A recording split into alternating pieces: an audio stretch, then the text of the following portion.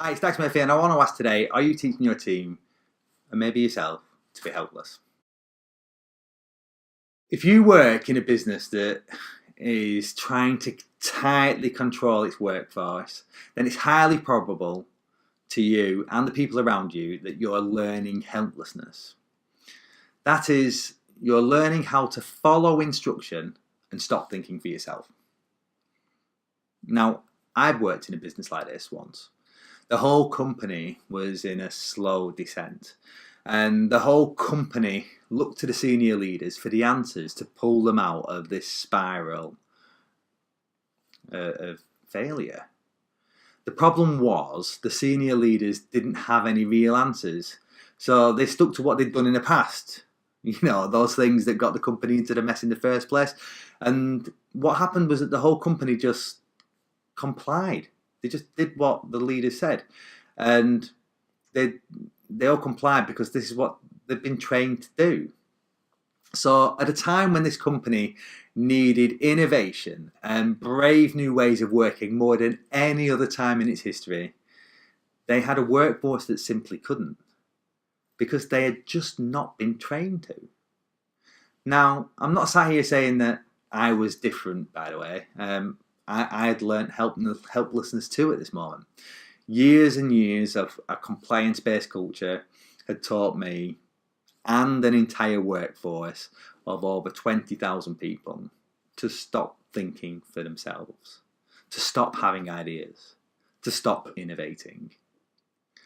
And, I'd love to be sat here and saying that that story was uncommon, but the truth is it's just not. In the 80s and 90s, many corporate companies across the world made their fortunes with tough, cutthroat and compliance-based cultures. The problem is the corporate companies of today still use that model as their plan for success and growth. And to be honest, that approach would probably still work if we had the same environment as we had back then. But here's the cold hard truth. We don't have the same environment as we had in the 1980s and 1990s. The facts are, growth right now in all sectors is slowing. Consumers have more choice than ever before. Employees have more choice and greater expectations of their jobs.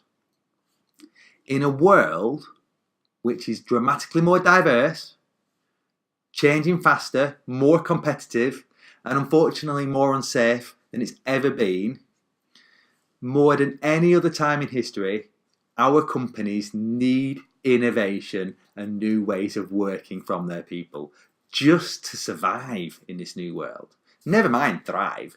But these same companies have taught us to comply. They have taught us to be helpless. If you want to succeed in this new environment, and you could recognise that this environment isn't the same as the 80s and 90s, this world that we've been thrust into, then you've got to unlearn helplessness. You're going to have to step out of the norm. If you're a leader, you're going to have to let your teams encourage your teams to think for themselves.